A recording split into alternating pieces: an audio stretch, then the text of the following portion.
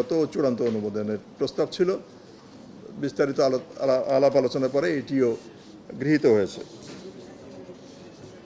আরেকটি বিষয় ছিল বিদ্যুৎ ও জ্বালানির দ্রুত সরবরাহ বৃদ্ধি বিশেষ বিধান আইন 2010, যেটা 2021 সালেও সংশোধিত হয়েছিল, সেটা রহিত করার একটা প্রস্তাব ছিল বিদ্যুৎ, জ্বালানি ও খনিজ সম্পদ মন্ত্রণালয় থেকে।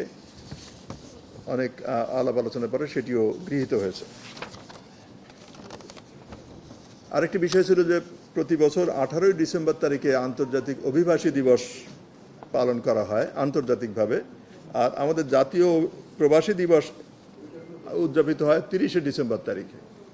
তো একই বিষয়ে একই প্রতিপাদ্য নিয়ে আমাদের 12 দিন পর পর দুটো অনুষ্ঠান করা, এটার গুরুত্ব অনেক সময় কমে যায়। এই চিন্তা করে সিদ্ধান্ত হয়েছে, এটা প্রবাসী কল্যাণ মন্ত্রণালয় থেকে এই প্রস্তাব এসেছিল, সিদ্ধান্ত হয়েছে যে দুটোকে মার্চ করে আমরা 18 তারিখ, ডিসেম্বর মাসে 18 তারিখ প্রতি বছর আন্তর্জাতিক অভিবাসী দিবস এবং জাতীয় প্রবাসী দিবস উদযাপন করব।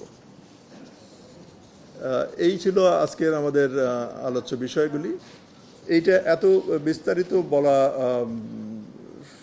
সমীচীন হবে না, অনেক সময় লাগবার কথা। অনেকগুলি স্যালিয়েন্ট ফিচার্সগুলি বলা যেতে পারে। যেমন কিছু কিছু অপরাধের স্থল আগে ঠিক করা ছিল শুধুমাত্র বাংলাদেশের অভ্যন্তরে।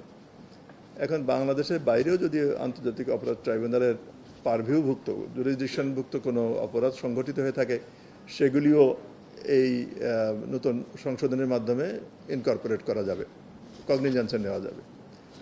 একটা দুটো বলি, আমার সব কিছু মনে থাকবে না, আপনাদের মতো স্মরণশক্তি আমার অত ভালো না। আর একটা জিনিস আছে, যেমন একটা বিষয়ে অনেক আলোচনা হয়েছে কিন্তু সিদ্ধান্ত যে পাবলিক হিয়ারিং হবে কি না। যেমন অনেক সময় দেখা যায় যে কেউ ছবি নিতে চান, ভিডিও, অডিও এগুলো রেকর্ড করতে চান যে কোর্ট প্রসিডিংয়ের।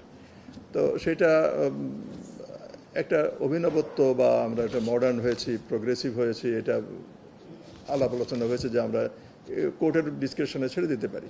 কোর্ট হয়তো এগুলি পরবর্তীকালের রেকর্ড হিসেবে সংরক্ষণের জন্য তারা হয়তো অডিও এবং ভিডিও রেকর্ডিং করতে পারে।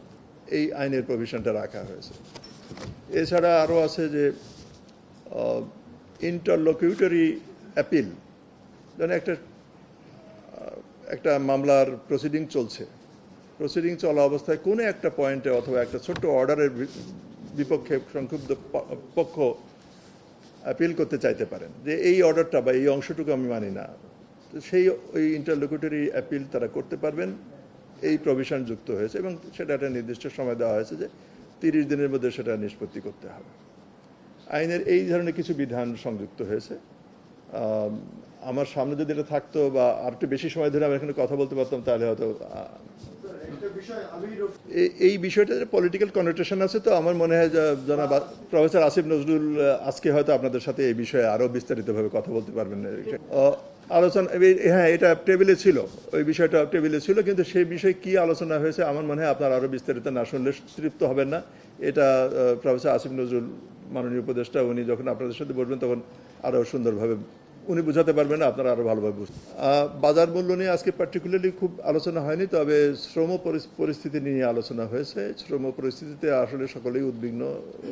আমাদের বিভিন্ন পয়েন্টে দেখা গেছে যে কতগুলি গলার কাটার মতো কিছু সংস্থা বা প্রতিষ্ঠান বা কোম্পানি রয়ে গেছে, যাদের কারণে অন্যরাও ক্ষতিগ্রস্ত হচ্ছে। তাদের আশেপাশের যেগুলি ভালোভাবে রান করার মতো কোম্পানি, তারাও দেখা যাচ্ছে এফেক্টেড হচ্ছে।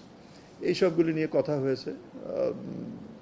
এই কথাটা চলমান, আপনারা বুঝতে পারছেন যে এটা তো একদিন দুদিনে রিজলভ করে ফেলা যায় না। এখানে আর্থিক সংশ্লেষ আছে, এখানে ম্যানেজারিয়াল বিষয় আছে, সেগুলি আলাপ হয়েছে। ধন্যবাদ, খুব ভালো প্রশ্ন করেছে। এটা আমাকে স্মরণ করিয়ে দিল। হ্যাঁ, এটা এই যে অবজারভার রাখার যে বিষয়টা, বাইরে থেকে কাউকে আনা, এটা আগের আইনে ছিল না, এই নতুন আইনে এটার সংযোজন করা হয়েছে। আর যেটা বললেন যে সম্প্রচার করা হবে কিনা, সম্প্রচার করা হবে না। তবে আদালত যদি মনে করেন যে ভবিষ্যতের রেকর্ড করার ঐতিহাসিক বিষয়ে এগুলি রেকর্ড করার স্বার্থে যদি অডিও ভিডিও সংরক্ষণ করতে চান, তারা করবেন, কিন্তু বাইরে সম্প্রচার হবে না। এই নীতিগতভাবে এটাই সিদ্ধান্ত।